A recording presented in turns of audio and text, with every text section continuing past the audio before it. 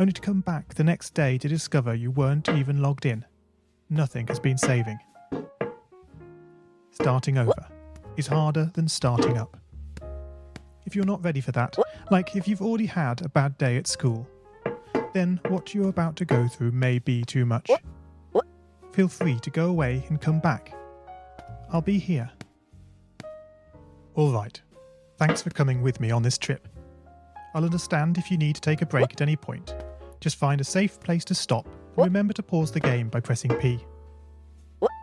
On Scratch you can find loads of remixed or reimagined recreations of existing games, and with good reason.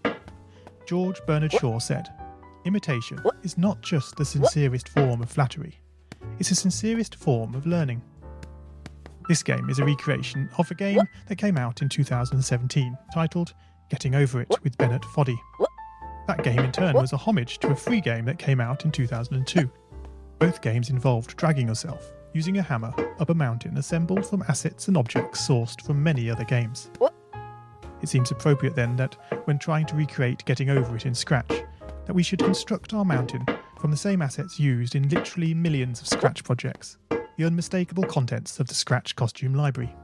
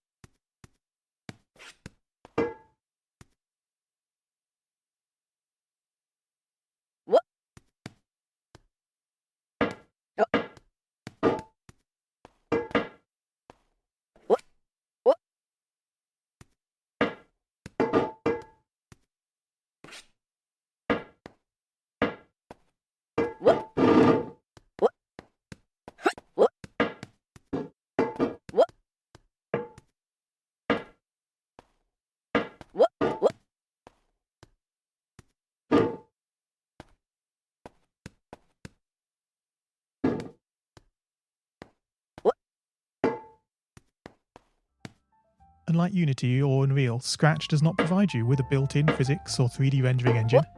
There's no state-of-the-art debugger, you can't even pause your scripts.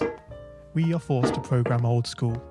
Our experience capped at 30 frames per second on a 480 by 360 pixel stage.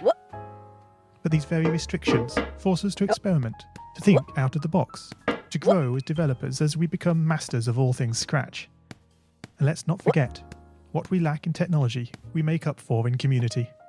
This fantastic bunch of budding software engineers, building, learning, creating, playing, remixing.